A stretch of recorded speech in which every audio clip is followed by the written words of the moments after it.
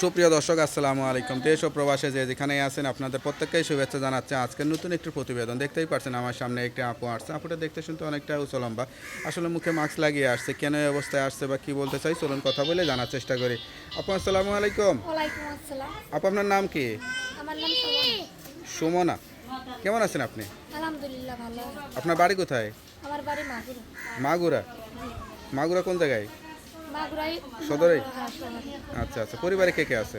পরিবারে আছে আম্মু আছে, একটা বোন আছে। আপনি কি করেন?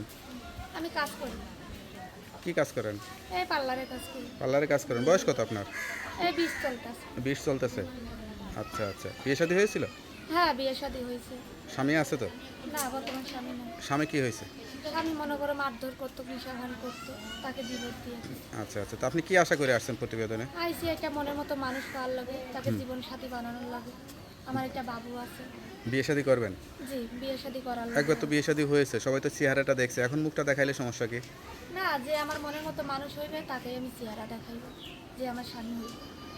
আচ্ছা আচ্ছা, সবচেয়ে যে কষ্ট লাগে এখন কোন বিষয়টা, স্বামী নাই সেইটা নাকি সংসারের অভাব অনটন সেইটা? এই সংসারে অভাব যে আছে, স্বামীও একটা লাগবে, কেন বাবু আছে, বাবুরও তো একটা ভবিষ্যৎ আছে।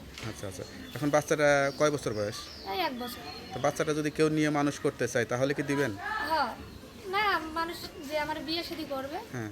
তাকে না, বাচ্চা আপনি কাউকে দিলেন, কিন্তু আপনি আবার বিয়ে শাদী করে সংসার টংসার করলেন, বাচ্চা কাচ্চা হলো, সেরকম হলে দিবেন না? সেরকম না। দিবেন না? আচ্ছা আচ্ছা, তো এখন বাচ্চা সহ কেউ যদি দায়িত্ব নেয় তাহলে বিয়ে শাদী করবেন? হ্যাঁ জি, লেখাপড়া করছিলেন? না লেখাপড়া করি না। লেখাপড়া করেন নাই?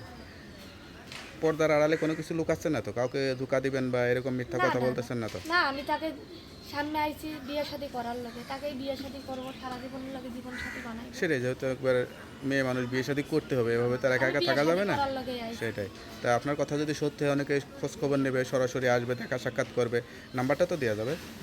নাম্বার হ্যাঁ দেবো, নাম্বারটা মুখস্থ আছে? আপনি বলে দেন। তা নাম্বারটা আমার কাছে দেন, আমি দেখে বলে দিই। হ্যালো বিয়ার, শুনলেন এক অসহায় গরিব ঘরের মেয়ে স্বামী হারা। আসলে এই বয়সে স্বামী সন্তান নিয়ে সুখে শান্তিতে থাকার কথা, অথচ স্বামী নেই। সব কিছু জেনে বুঝে কেউ যদি যোগাযোগ করতে চান বা বিয়ে শাদী করতে চান, অবশ্যই তাড়াতাড়ি এই নাম্বারে যোগাযোগ করবেন। তার নাম্বারটি হচ্ছে 01733884098। নাম্বারটা আবার বলে দিচ্ছি, 01733884098। যাই, নাম্বারটা খোলা রাখবেন। যত কষ্ট হোক 5 ওয়াক্ত নামাজ কালাম পড়বেন, আল্লাহর কাছে চাইবেন, আল্লাহ আপনার মনে আশাটা পূরণ করবে। আর কিছু বলতে চান?